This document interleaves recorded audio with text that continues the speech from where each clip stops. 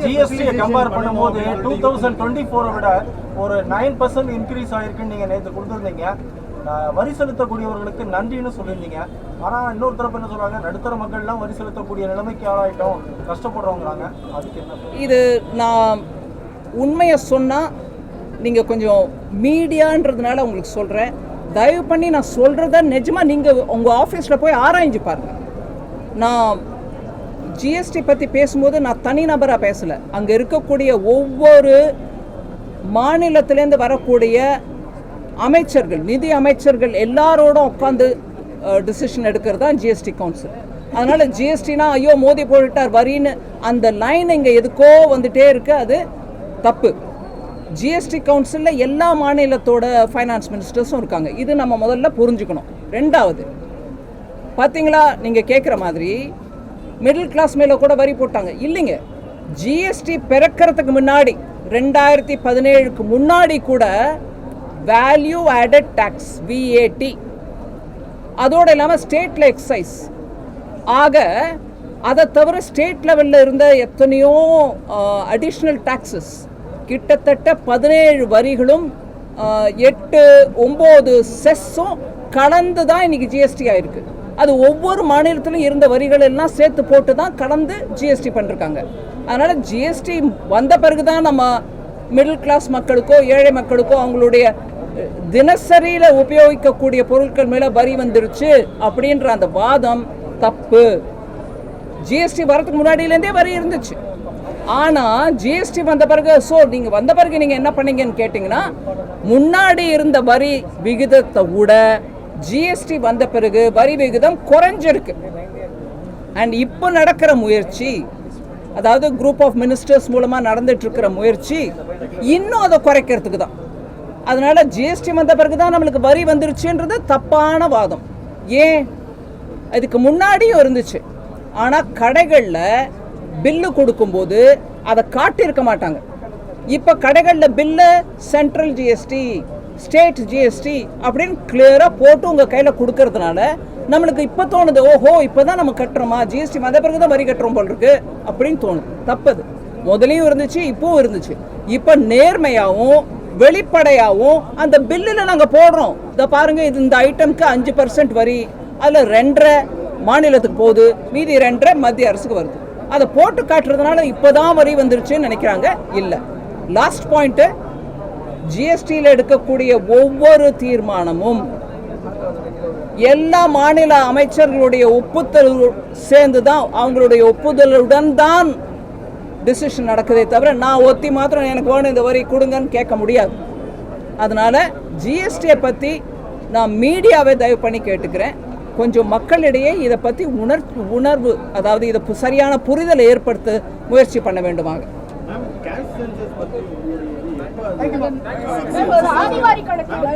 Percent is the requirement for education, is what all educationists are saying. Apparently 6% of the budget, yeah, GDP. But then we are not getting it. We're not getting that much. But you know, ma'am, when you ask this question, it is right. It's good for you to ask this question. But education is both a center and state subject. So when I present the budget, it is only the central expenditure which gets captured in it. Every state's expenditure should also be looked at, and together is what we should take for assessing how much is being spent on education. So just not the central government, because it's a subject under both center and state. ஜாதிவாரி கணக்கெடுப்பு வந்து நடத்தப்படுவது மத்திய அறிவிச்சிருக்கீங்க. So வந்து திமுக கிடைத்த வெற்றி அப்படின்னு சொல்லிட்டு அவங்க கிளைம் பண்றாங்க, இந்தியா கூட்டணிக்கு கிடைத்த வெற்றி அப்படின்னு கிளைம் பண்றாங்க. முதல்ல ஜாதிக்கு வெற்றி திமுக தேடுதா? சமத்துவம்னாங்க. நீங்க கேட்ட கேள்விக்கு பதில் சொல்றேன். ஜாதியை பற்றி விஷயத்தில் திமுக வெற்றி தேடுதா? மத்திய அரசு சென்சஸ்ல நாங்க கொண்டு வரோம்னு சொன்னோம், தப்பு ஒண்ணு இல்லை. பல பேர் கேட்டிருக்காங்க. இன் பிரின்சிபல் அப்ரூவல் நாங்க கேபினெட்ல கொடுத்துருக்கோம். ஆனா அது எங்களுடைய வெற்றி எப்படின்னு சொன்னா, ஜாதியை பத்தி பேசவே கூடாது டிஎம்கேல. அதனால எல்லாத்துலேயும் அரசியல் ரீதியாக லாபத்தை தேடுறதுக்கு முயற்சி பண்ணக்கூடாது. தமிழ்நாட்டில் சமத்துவத்தை கொண்டாங்க. சென்சஸ் வரும் எப்படியா இருந்தாலும், அதில் இந்த டேட்டா வரும். எப்படியா இருந்தாலும் எல்லாருக்கும் அந்த டேட்டா வெளிப்படையாக உதவுறதுக்கு தான் சென்சஸ் மூலமாக எடுக்கிறோம். அதனால் இதில் உடனே ஒரு குயுக்தியாக அதை திருப்பிக்கிட்டு நாங்கள் போராடினதுனால தான் எங்களுக்கு வந்துச்சுன்னு சொல்ல வேணாம். இன்றைக்கும் நான் தெருவில் போகும்போது போர்டு பார்க்குறேங்க, ஜாதி பேருடன் பேர் இந்த தமிழ்நாட்டில் இன்றைக்கும் இருக்குது.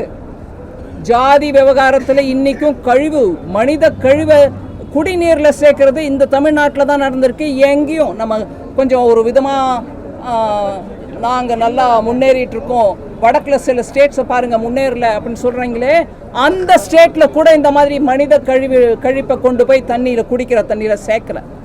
அதனால் இந்த விஷயத்தில் அரசியல் ரீதியாக பார்க்காம இதனால நம்ம அதுலேருந்து வரக்கூடிய டேட்டாவை வச்சுக்கிட்டு பின்தங்கி இருக்கிறவங்களுக்கு எப்படி இன்னும் வாய்ப்புகள் கொடுக்க முடியுன்றதை பற்றி யோசிக்கணுமே தவிர கொஞ்சம் நாங்கள் வென்றோம் நீங்கள் தோத்தோன்ற அந்த பேச்சை கொஞ்சம் விட்டுறணும்.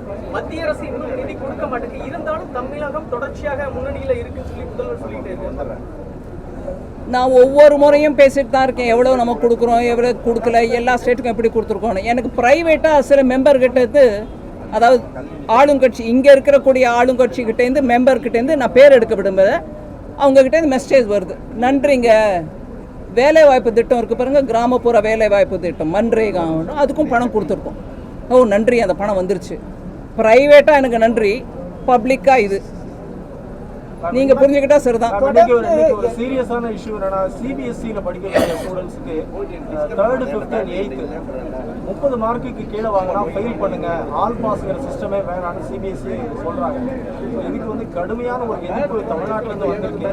இது தேசிய கல்விக் கொள்கையோட ஒரு ஆரம்பம் தான் அப்படின்னு சொல்கிறாங்க. ஆல் பாஸ் சிஸ்டம் வேணாமா, குழந்தைகளுடைய மனநிலையை சிதைக்கும், சின்ன குழந்தை அப்படிங்கிற மாதிரியான நிறைய. இது ஒரு வெரி காம்ப்ளெக்ஸ் இஷ்யூ. பாஸ் ஆனால் தான் குழந்தைக்கு ஃப்யூச்சர் அப்படின்றதுனால எல்லாரையும் பாஸ் பண்ண வச்சுட்டு அதில் கூட ரொம்பவே இன்னும் ஒரு வருஷம் படித்தா தான் இந்த பிள்ளைக்கு நல்ல ஒரு அறிவு, அதாவது அந்த அளவு லேர்னிங் கிடைக்கும் அப்படிங்கிறத கூட யோசிக்காமல் எல்லாரையும் பாஸ் செய்கிறதுனால மாத்திரம் சைக்காலஜி இம்ப்ரூவ் ஆகுன்றது இல்லைங்க. இதை படிப்பின் குவாலிட்டியை பற்றி யோசிக்கணும். அதுக்கு ஒவ்வொரு மாநிலமும் கூட முயற்சி எடுக்கணும். படிப்போட குவாலிட்டி குறைய பிள்ளைகளோட எதிர்பார்ப்பும் ஜாஸ்தியாகுது. அதுவும் அந்த மனநிலையும் யோசிங்க. அவங்க காலேஜுக்கு வரும்போது ஏங்க நாங்கள் குவாலிஃபை ஆகுறதில்ல ஐஐடின்னு யோசிக்கும் போது அப்போ குவாலிட்டி என்னாச்சு, எல்லாரையும் ஒட்டு மொத்தமாக பாஸ் பண்ணிகிட்டே போகிறதுனால. அதனால் இதெல்லாம் பிளாக் அண்ட் ஒயிட் பதில் சொல்ல முடியாதுங்க.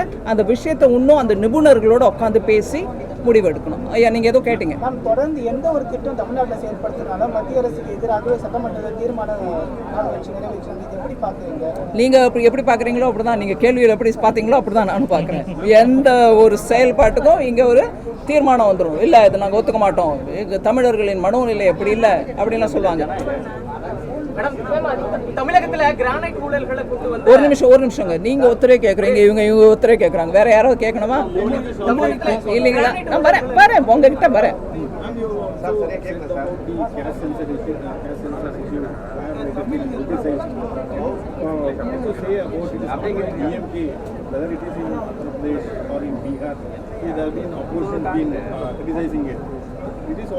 Nobody is criticizing. எனக்கு புரிஞ்ச வரைக்கும் டிஎம்கேயும் கிரிட்டிசைஸ் பண்ணல.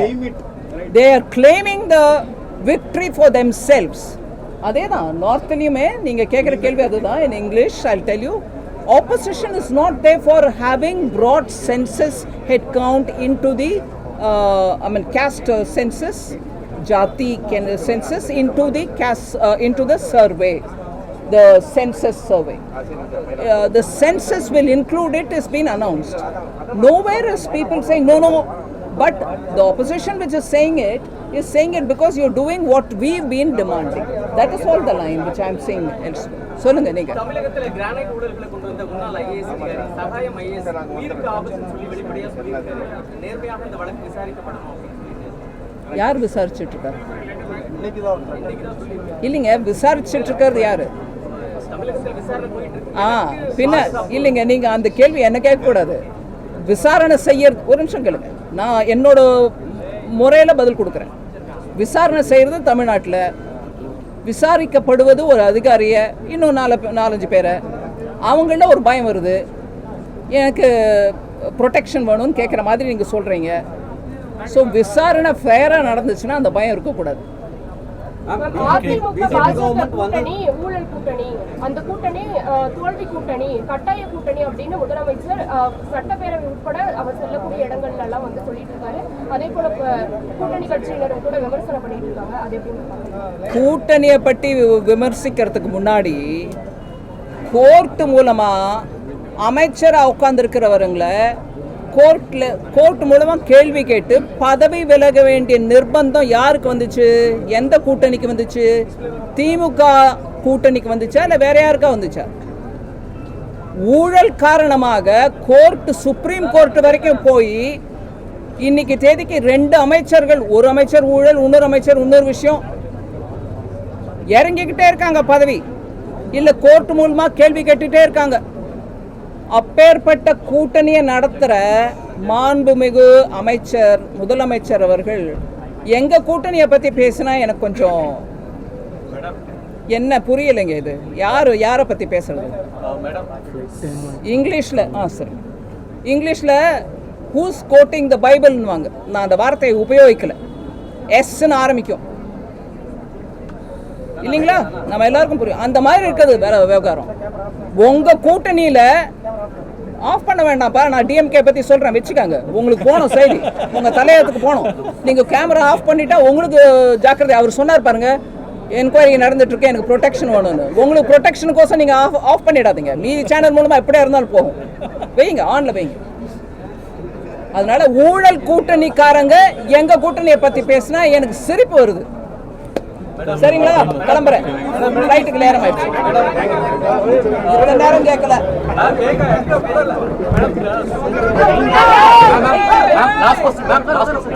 தொடர்ச்சியா பிஜேபி கவர்மெண்ட் வந்ததுக்கு பிறகு கார்பரேட்டுகளுக்கு மட்டும் வரி சலுகை கொடுக்குறாங்க ஒரு குற்றச்சாட்டு இருந்துகிட்டே இருக்கு. உண்மையாவே கார்பரேட்டுக்கான வரி சலுகை கொடுக்கப்படுதா? அது குற்றச்சாட்டு எதனால வந்துட்டே இருக்கு? என்ன ப்ராப்ளம்?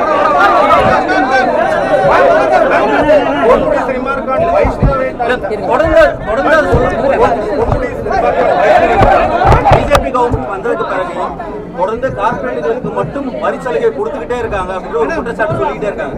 உண்மையாவே பிஜேபி கவர்மெண்ட் வந்ததுக்கு பிறகு கார்பரேட்டுகளுக்கான வரி சலுகை உயர்த்தி வழங்கப்படுதா? என்ன கவுண்ட்ல தான் கொடுக்கப்படுது, இல்ல கொடுக்கவே இல்லையா? என்ன நடக்குது? குற்றச்சாட்டை வச்சுக்கிட்டே இருக்காங்க. அவங்க தமிழ்நாட்டுக்கு நான் பணம் கொடுக்கலன்ற குற்றச்சாட்டையும் வச்சுட்டே இருந்தாங்க. நான் வந்து ஒவ்வொரு தினமும் தொண்டை கிழிய சொல்லிட்டே இருக்கேன், நம்பரையும் கொடுத்து சொல்லிட்டு இருக்கேன், பேப்பர் உங்க எல்லாருக்கும் டிஸ்ட்ரிபியூட் பண்ணிட்டே சொல்லிட்டு இருக்கேன், கொடுத்துட்டு தான் இருக்கோம். அதனால அவங்க ஒவ்வொரு முறையும் ஒரு குற்றச்சாட்டை போட்டாங்கன்னா அது உண்மை இருந்து போடுறாங்கன்றத நீங்க முதல்ல உங்க மனசுல இருந்து அந்த எண்ணத்தை நீக்கிடுங்க. அவங்க போட்டுட்டே இருக்காங்க, அவ்வளவுதான். எந்த விதமான ஃபேவரும் எந்த கார்பரேட்டுக்கும் நாங்க செய்யல. அதனால இதை திருப்பி திருப்பி சொன்னாங்கன்னா நீங்க, நான் என் தரப்புல உங்களை கேட்டுக்கிறேன், தயவு பண்ணி கேளுங்க, கொஞ்சம் ஆதாரம் கொடுங்க ஐயா, ஏதோ ஒரு ப்ரூஃப் கொடுங்க. அவங்கள போய் நாங்க கேட்குறோம், நீங்க கேளுங்க.